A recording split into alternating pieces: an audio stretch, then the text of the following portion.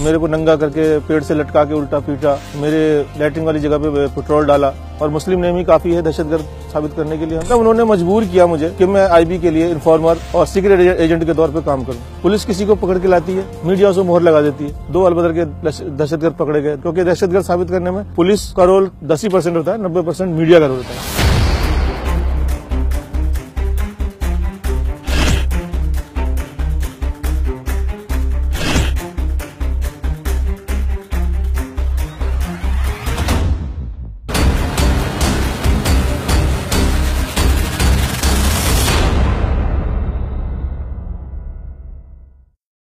1991 में मेरे भाई के हाथों से एक झगड़ा हो गया, उसमें एक आदमी का मर्डर हो गया, उनके दोस्त का।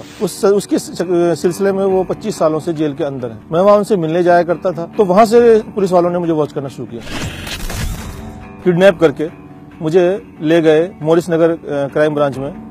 वहां उन्होंने मुझे 10 दिन तक टॉर्चर करते रहे। मुझे टॉर्चर में मेरे को एक तो पूरा नंगा करके, फिर लैट्रिन वाली जगह पर, पेशाब वाली जगह पर पेट्रोल डाल देना, सर पे पेशाब कर देना, उल्टा लटका के पानी नाक से चढ़ा देना, ये सब मतलब टॉर्चर उगलवाने के लिए। अब मैं क्या उगलूंगा जब मेरे पास कुछ है ही नहीं, तो मैं उगलूंगा क्या? मुझे तो खुद नहीं पता था मुझे उठाया क्यों है। तो वो मुझे टॉर्चर करते रहे कि बता असला कहाँ है, बता बारूद कहाँ है, बता तेरे किस किस से ताल्लुकात है। 10 दिन बाद जब कुछ नहीं निकला, जब कुछ उनके हाथ नहीं आया, धमकी भरे अंदाज में माफी मांग करके मुझे वापस छोड़ दिया गया।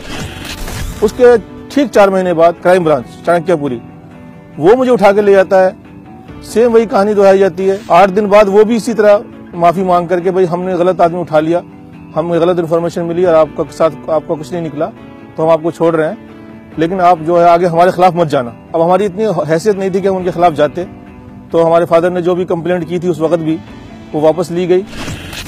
आईबी वाले धोला कुआं से उठाकर ले जाते हैं, तो सीधा सीधा डील। एक दिन टॉर्चर किया, दूसरे दिन उनके बड़े अफसर आए, उन्होंने सीधा बोला डील है भाई हमारी, या तो इनकाउंटर कर देते हैं तेरा, कि तेरे जैसे लोग बहुत मरते हैं दुनिया में, कोई फर्क नहीं पड़ता हमें, और मुस्लिम नेम ही काफी है दहशतगर्द साबित करने के लिए हमें, या तो तू हमारे लिए इन्फॉर्मर का काम कर, या मर, या फिर जेल जा। मेरे पास और कोई ऑप्शन नहीं था, कोई रास्ता नहीं था, क्योंकि आप इतनी बड़ी एजेंसी से उलझ नहीं सकते, आप इतनी बड़ी पुलिस फोर्स से उलझ नहीं सकते। तो बस उन्होंने जैसा कहा वैसा मैंने किया। फिर 2001 से कहानी शुरू होती है। मैं वहां से उनके लिए काम करता रहा, जासूसी करता रहा। वो मुझे काम बताते थे, किसके पीछे लगना है, कहाँ जाना है, किसका पीछा करना है, किस इलाके में रहना है आपने जाकर, किस पर वॉच रखनी है। उस काम के मुझे वो 7,000 महीना तनख्वाह भी देते थे उस टाइम। 2 कश्मीरी लड़के के साथ, एक का नाम इम्तियाज था, एक का फैयाज था। मुझे जम्मू के रास्ते कश्मीर भेजने की कोशिश की भी, तो मुझे इंटेलिजेंस आर्मी ने पकड़ लिया। फिर जब उनको पता लगा कि आईबी के लोग हैं, आईबी के लोग छुड़ाने गए वहां मुझे स्पेशल गाड़ी से, हाँ कश्मीर, जम्मू बैरवाल थाना। आज मुझे थाना भी याद है, क्योंकि वहां मेरे साथ टॉर्चर काफी हुआ था।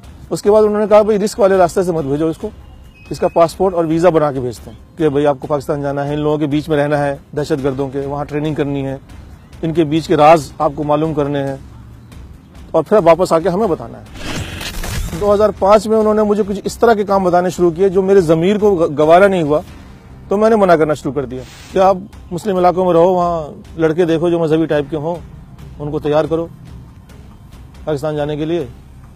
भेजने का रास्ता हम बताएंगे, जब वो वहां से वापस आएंगे हम उनको पकड़ लेंगे या मार देंगे, जो भी करेंगे, आपका इनाम आपको मिल जाएगा, बात खत्म। मैंने मना किया, मैंने कहा ये तो इंसानियत से गिरी हुई, इंसानियत सोच बात हो जाएगी कि भाई देखो।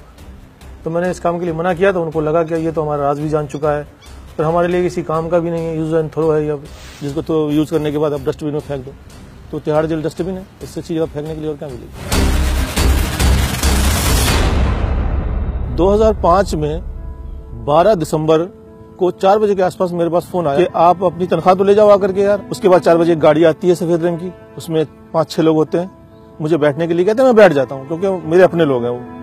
जैसे मैं बैठता हूँ, मेरे को गन लगा दी, मेरी आंखों में पट्टी बांधी और मेरे मुंह पे कपड़ा डाला, सीट के नीचे बिठा दिया, सीट पर से उतार के मुझे सीट के नीचे बिठा दिया, और वो गाड़ी 1-1.5 घंटा चलती रही, और मुझे वो किसी खुफिया जगह पे ले गए अपनी। तो टॉर्चर वगैरह किया थोड़ा मेरे को, और फिर बोला आपको 5-7 साल के लिए बुक कर देते हैं, हमने आपको बहुत पाल लिया, बहुत खिला लिया, और थोड़ा चर्बी जो चढ़ी है ना पर, वो थोड़ी चर्बी कम कर देते हैं। और जेल में रह करके अगर आपका दिमाग ठिकाने आ जाए, आप हमारे लिए राजी हो जाओ काम करने के लिए, तो हम वापस भी छुड़ा लेंगे आपको। हमारे फादर ढूंढते रहे, बहुत बुरी तरह ढूंढते रहे।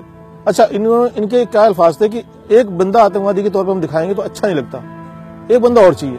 बकरा, बंदा नहीं बकरा। तो उस बकरे के तौर पे मेरे मुकदमेवार को, जो मेरा मामू का लड़का है, तो उसको 22 दिसंबर को उठाया कश्मीरी गेट से, फिर उसको लाके भी मेरे साथ रख दिया। 9 फरवरी को स्पेशल सेल के लोग आते हैं, आईबी वाले उनके हैंडओवर करते हैं हमें, वो हमें बाईपास ले जाते हैं आंखों में पट्टी बांध के, वहां हमारी पट्टी खोलते हैं, वहां पर लीगल अरेस्टिंग हमारी दिखाते हैं, और असला बारूद और बैग जो हम तो घर से खाली हाथ गए थे, ये पता नहीं बैग कहां से आ गया, सामान ये कहां से आ गया, ये तो पुलिस ज्यादा बेहतर जवाब दे सकती है इसका। बस वहां पर शोर मचा दिया, क्या अलबदर के 2 खूंखार आतंकवादी पकड़ लिए, अलबदर के 2 खूंखार आतंकवादी पकड़ लिए, भीड़ इकट्ठी कर ली, और जो भी कार्रवाई, जो लीगल कार्रवाई होती है 2 महीने बाद, गैर कानूनी हिरासत में रखने के बाद जो लीगल कार्रवाई उन्होंने 2 महीने बाद की। हमारा दिमाग तो सुन हो रखा था कि हमारे साथ ये हो क्या रहा है। जो बैग उन 2 लड़कों के साथ पकड़े गए थे वो हमारे सामने खोल दिया, मीडिया के सामने शोर कर दिया, आतंकवादी आतंकवादी, पूरी दुनिया में बदनाम कर दिया। घर में कमाने वाला मैं 10 लोगों का परिवार में अकेला था, वो बर्बाद हो गए सारे, भूखे मरे। फिर मेरी वाइफ ने लोगों के घरों में जाके काम किया, बर्तन मांजे, क्या क्या किया उसने, कैसे कैसे जिंदगी गुजारी वो मैं 5 साल नहीं बता सकता। कि उसने 2-2 दिन भूखी रहे बच्चों के स्कूल नहीं गए वो 5-4 साल। मीडिया को बहुत बड़ा जिम्मेदार मानता हूँ। पुलिस किसी को पकड़ के लाती है, मीडिया उसे मोहर लगा देती है। अरे अभी कोर्ट ने प्रूफ नहीं किया, कोर्ट पे इल्जाम साबित नहीं हुआ, कोर्ट ने अभी बात गई नहीं, और आपने पहले ही साबित कर दिया, मोहर लगा दी। अब मुसलमान है तो हर कोई मान भी लेता है, मुसलमान है दहशतगर्द होंगे। उसके बाद हम लोगों को जेल भेज दिया गया। पुलिस वालों को पता था इनकी हैसियत नहीं वकील करने की, उन्हें पता था सरकारी वकील ले लेंगे और चुपचाप सजा खा करके 5-7 साल 10 साल जो भी होगी चुपचाप अपने घर बैठेंगे। लेकिन इस बीच में इंसानी हमदर्दी के नाते एक सुफियान साहब एडवोकेट हैं, उनको जब पता लगा मेरे मामले का, और जो मेरा मुकदमेवार था, मेरे साथ मेरा भाई था, वो थोड़ा अच्छी फैमिली से बिलोंग करता है, तो उनके भाइयों ने बहुत मेहनत की, उनके भाइयों ने वकील खड़े किए, उन्होंने हाई कोर्ट में एप्लीकेशन लगाई इस बात के लिए कि इस केस की दोबारा जांच की जाए कि ये झूठा केस है, सीबीआई के हैंडओवर किया जाए। और उस वक्त के जो जज साहब थे उन्होंने माना, सबूत देखते हुए, कि ये पहली नजर में लगता है कि ये झूठा केस है।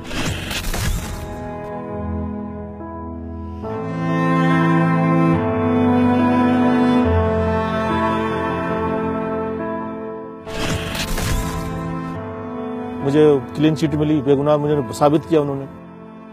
मैं बस एक शेर पे अपनी बात, शायद मैं पूरी बात कह पाऊं, कि उसी का शहर, वही मुद्दई, वही मुंसिफ, मुझे यकीन था मेरा कसूर निकलेगा, जो खो गया है उसे ढूंढना तू ए नासिर, यहाँ जो डूबा है जाकर के दूर निकलेगा। मैं कहता हूँ इंसाफ मिला, लेकिन मुझे ये 25% मिला, 100% इंसाफ मैं इसको नहीं कहूँगा। क्योंकि 100% इंसाफ जब होता जब उन पुलिस वालों के खिलाफ कार्रवाई होती है। किसी की पूरी फैमिली, पूरी जिंदगी तबाह कर देते हैं और आप अपने ऑफिस में आराम से बैठते हैं, ये इंसाफ नहीं है।